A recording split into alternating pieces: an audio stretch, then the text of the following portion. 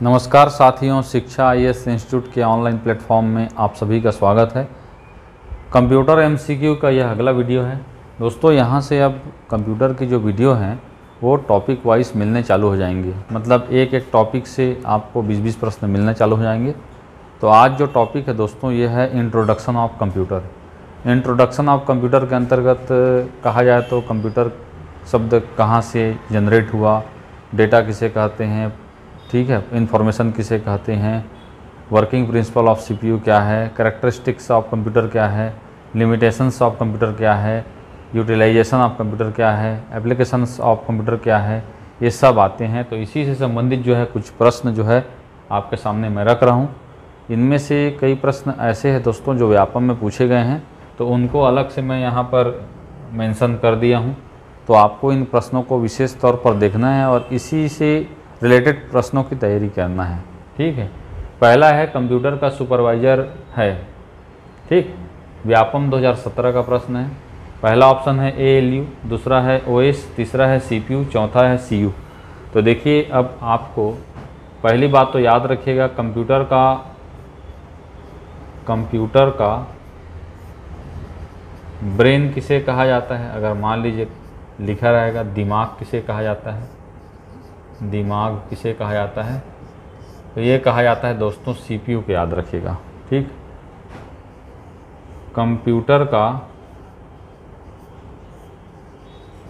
नाड़ी तंत्र, nervous system, नाड़ी तंत्र, ये किसे कहा जाता है दोस्तों, तो ये CU को कहा जाता है। CU मतलब होता है कंट्रोल यूनिट।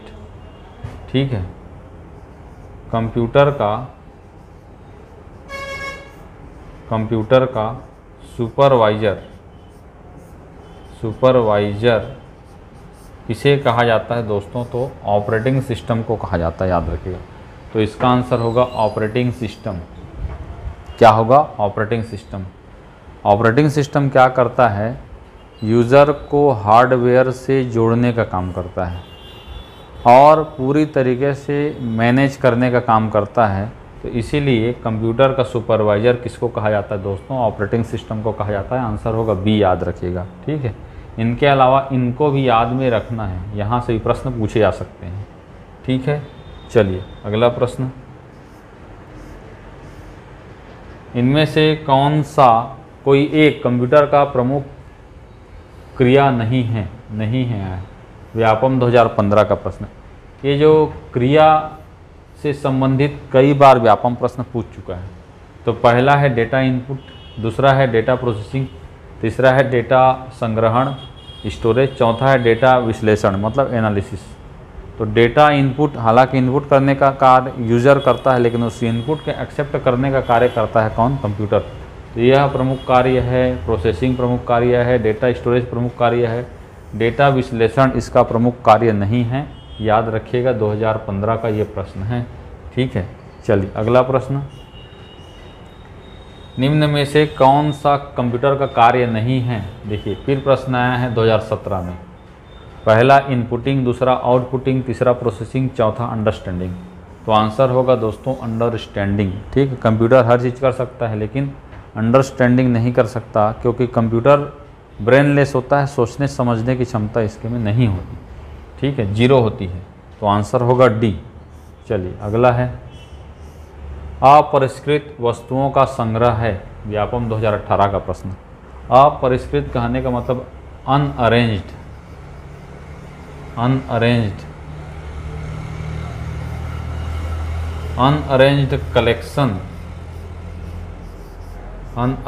कलेक्शन, इसको कहा जाता है दोस्तों डेटा। क्या कहा जाता है? डेटा। और अरेंज्ड कलेक्शन, इसको कहा जाता है इंफॉर्मेशन। ठीक है, तो ये दोनों में अंतर होता है। डेटा को ही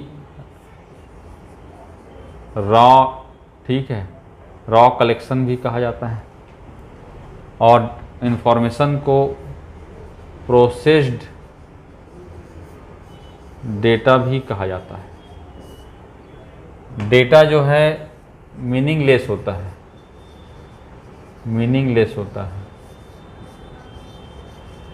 जबकि इन्फॉर्मेशन ये मीनिंगफुल होता है, मीनिंगफुल होता है। तो इस प्रकार से दोस्तों सिर्फ यहीं से नहीं, इनको भी लेकर जो है आपके एग्ज़ाम में प्रश्न पूछे जा चुके हैं। ठीक है, तो इनको भी आपको याद रखना है। तो ये जो है अपरिष्कृत वस्तुओं का संग्रह कहलाता है क्या? डेटा। व्यापम 2018 याद रखिएगा। ठीक, आंसर होगा बी। चलिए अगला प्रश्न, खाली स्थान के द्वारा हाइपर थ्रेडिंग का सपोर्ट या प्रदर्शन किया जाता है। 2018 का प्रश्न है व्यापम का। तो हाइपर थ्रेडिंग मतलब क्या होता है दोस्तों? इसकी शुरुआत जो है 2002 में हुई थी।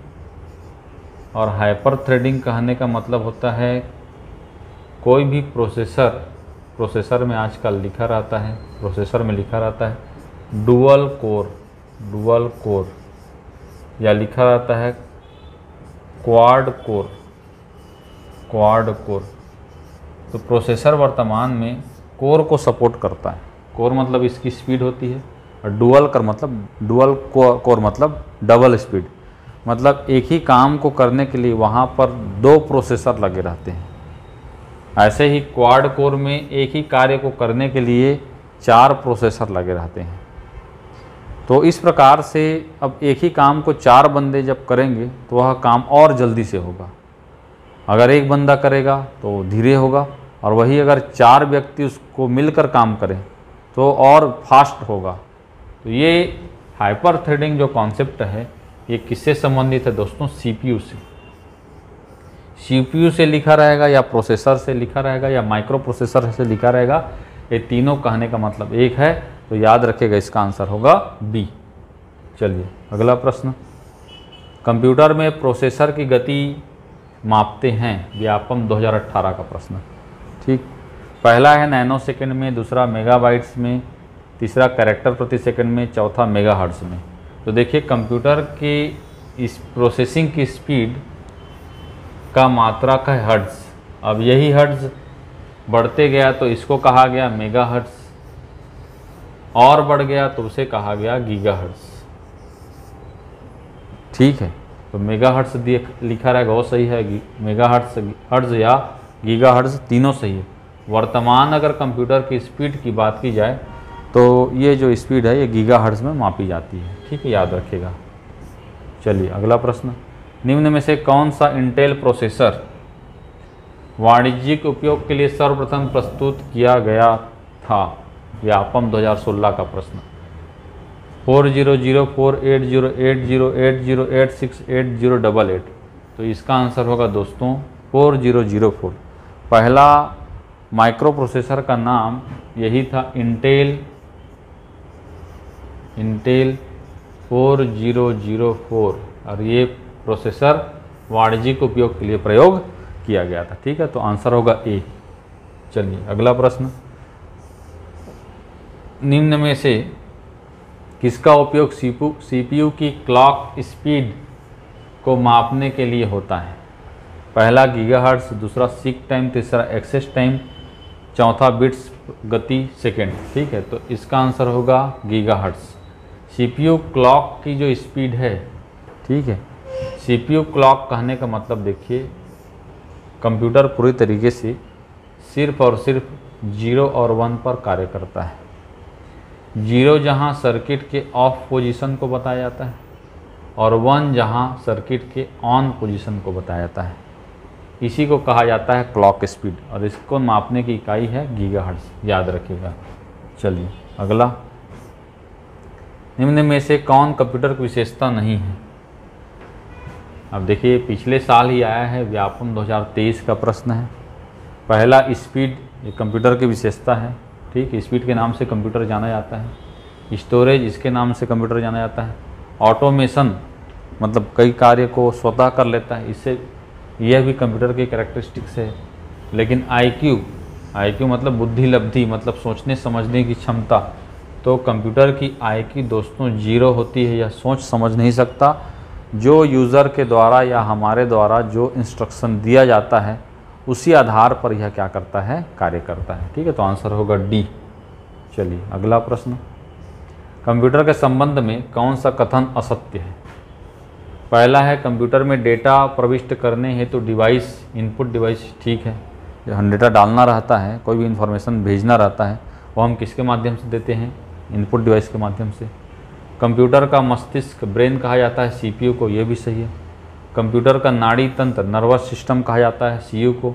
कंप्यूटर में अंतिम गणनाएं होती है, ठीक है, रैम, ये क्या है आपका? गलत। ये क्या है दोस्तों? गलत, ठीक है। तो आंसर होगा डी। चलिए अगला प्रश्न।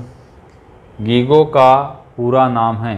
पहला है गार्बेज इन गार्बेज आउट, दूसरा है गेट इन गेट आउट, तीसरा है गेट इनपुट गॉट आउट, चौथा है नन ऑफ दिस। तो garbage in garbage out, garbage in garbage out, ये जो है गीगो का पूरा नाम है। गार्बेज कहने का मतलब जो यूजलेस चीज़ है उसको बाहर करना, ठीक है, इसी का कहा जाता है गार्बेज इन और गार्बेज आउट, ठीक है।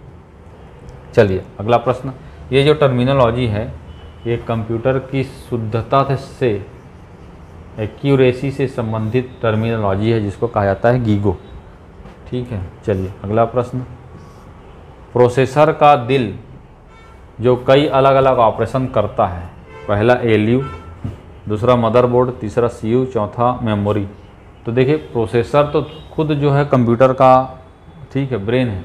अब प्रोसेसर का हार्ट कौन सा है कहेंगे तो एएलयू है, याद रखिएगा, जिसका फुल फॉर्म होता है अरिथमेटिक लॉजिक यूनिट, ठीक, इसे प्रोसेसर का दिल कहा जाता है। अगला है निम्न में से कौन सा सीपीयू का कार्य नहीं है? पहला मेमोरी से निर्देश लेना, इंस्ट्रक्शन लेना, ये कार्य है। निर्देश को डिकोड करना मतलब 0 और 1 में बदलना। निर्देशों का क्रियान्वयन करना मतलब प्रोसेसिंग करना। डेटा को स्थायी रूप से संग्रहित करना, डेटा को स्थायी रूप से संग्रहित करना, ये सीपीयू का कार्य नहीं है, ठीक है। तो आंसर होगा डी। चलिए अगला प्रश्न। सही जोड़ी मिलाइए। पहला है रिलायबिलिटी, दूसरा है एक्यूरेसी, तीसरा है वर्सेटाइल, चौथा है सेक्रेसी। तो देखिए रिलायबिलिटी मतलब होता है हमारे द्वारा दिए गए निर्देशों के आधार पर कार्य करना। जब कंप्यूटर हमारे द्वारा दिए गए निर्देशों के आधार पर कार्य करता है तब कंप्यूटर की इस कैरेक्टरिस्टिक्स को रिलायबिलिटी कहा जाता है। दूसरा है, तो पहला का है चौथा, पहला का है चौथा, ठीक। एक्यूरेसी मतलब होता है शुद्धता, शुद्धता मतलब, ठीक है, ये शुद्धता से कार्य करना। कंप्यूटर कोई भी कार्य को शुद्धता से करता है, कोई भी मिस्टेक के चांसेस ज़्यादातर नहीं होते अगर कोई टेक्निकल इशू ना हो तो दूसरा का है पहला। वर्सेटाइल, वर्सेटाइल मतलब होता है एक ही समय में अलग अलग कार्य को करना। कंप्यूटर एक ही समय में कई कार्य को करने में सक्षम होता है और यही मानव और मशीन के बीच में अंतर है। मानव कई काम को एक साथ जब करता है तो यहाँ पर कंफ्यूज हो जाता है, लेकिन कंप्यूटर ऐसा नहीं होता, ठीक है। तो तीसरा का तीसरा ही है। सेक्रेसी, सेक्रेसी मतलब होता है अनधिकृत हस्तक्षेप से बचाना। तो सेक्रेसी के तहत हम क्या करते हैं, कंप्यूटर में पासवर्ड डालते हैं, मोबाइल में हम पैटर्न लॉक डालते हैं, ये सब सिक्योरिटी से संबंधित है। तो ए का 4, बी का 1, सी का 3 और डी का 2। तो आंसर होगा डी, ठीक। इस प्रकार से सबको देखना है, फिर आपको टिक को लगाना है, ठीक है। चलिए अगला प्रश्न। इनमें से कौन से क्षेत्र में कंप्यूटर का उपयोग नहीं किया जाता? नहीं किया जाता, नहीं लिखा है। तो मौसम पूर्वानुमान, मौसम विभाग, मौसम से संबंधित जो जानकारी है इसके लिए अलग से कंप्यूटर लगा हुआ है, सुपर कंप्यूटर, ठीक है। तो ये कंप्यूटर से संबंधित उपयोग किया जाता है। कृषि के क्षेत्र में उपयोग किया जाता है, ठीक है। मनोरंजन के क्षेत्र में कंप्यूटर का उपयोग किया जाता है। तो इसका आंसर होगा दोस्तों इनमें से कोई नहीं, याद रखिएगा, ठीक है। चलिए अगला प्रश्न। एएलयू के 2 महत्वपूर्ण भाग हैं। देखिए एएलयू के पहला भाग है एयू और दूसरा भाग है एलयू। एयू मतलब होता है arithmetic unit, arithmetic unit ALU का भाग है, अरिथमेटिक यूनिट एयू। इसके अंतर्गत जितने भी अरिथमेटिक ऑपरेशन हैं, चाहे वो प्लस हो, चाहे माइनस हो, चाहे एस्ट्रिक हो, चाहे डिवाइड हो, इन सब को कहा जाता है अरिथमेटिक ऑपरेशन। ये अरिथमेटिक यूनिट के द्वारा किया जाता है। और एलयू मतलब होता है लॉजिक यूनिट, लॉजिक यूनिट।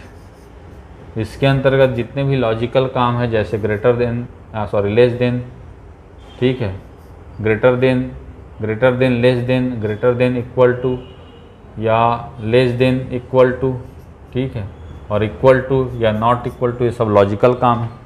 तो ये सब काम एलयू के द्वारा किया जाता है। तो यही अरिथमेटिक लॉजिक यूनिट के दो मेजर कंपोनेंट होते हैं, ठीक है। तो आंसर होगा सी। चलिए अगला प्रश्न, कंप्यूटर में डेटा प्रयुक्त डेटा में शामिल है।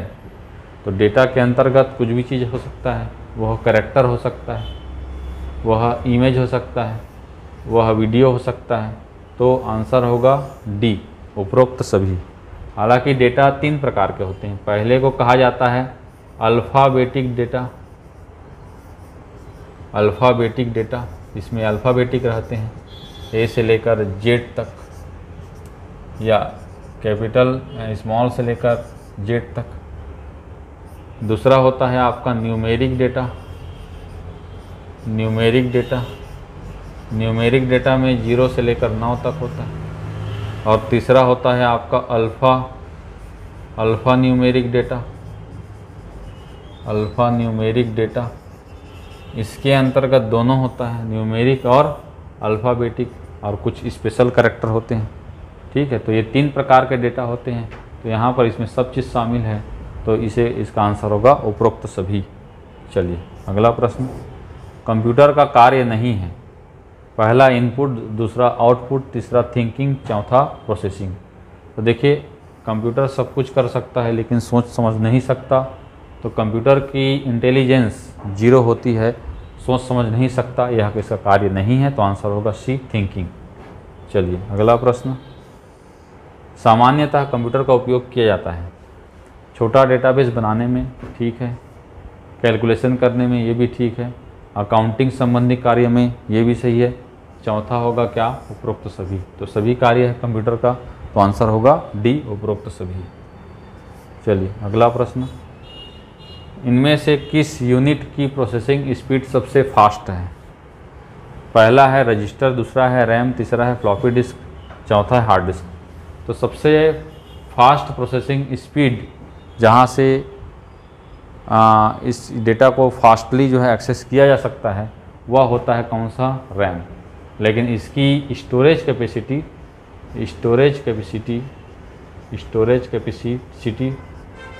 बहुत कम होती है दोस्तों, सबसे कम होती है। प्रोसेसिंग स्पीड सबसे फास्ट होता है लेकिन स्टोरेज कैपेसिटी बहुत कम होती है। रजिस्टर के बाद आता है दोस्तों दूसरा रैम का, उसके बाद फिर फ्लॉपी डिस्क और हार्ड डिस्क का, ठीक है। तो देखिए इस प्रकार से ये 20 प्रश्न अलग अलग, ठीक है, तरीके से पूछे गए हैं, लेकिन टॉपिक एक ही है, इंट्रोडक्शन ऑफ कंप्यूटर। तो यहाँ पर देखिए वेरिएशन भी है आपका, सही जोड़ी मिलाइए में, कुट में आ सकता है, कथन तर्क में आ सकता है, कौन सा नहीं आ सकता है। कुछ इंपॉर्टेंट क्वेश्चन जो लास्ट ईयर जो है पुराने साल पूछे गए हैं, वहाँ से भी लिया गया प्रश्न है। तो दोस्तों प्रश्न इसी प्रकार से पूछे जाएंगे। एक बार इस वीडियो को देखिएगा, कुछ सुझाव होगा तो कमेंट्स कीजिएगा, ठीक है। और आपको कोई क्वेश्चन पूछना हो तो आप कमेंट्स बॉक्स में, ठीक, कमेंट्स कर सकते हैं। नए देखने वाले चैनल को सब्सक्राइब करें, और अगली वीडियो के साथ मैं फिर से हाजिर होऊंगा। तब तक के लिए धन्यवाद, थैंक यू।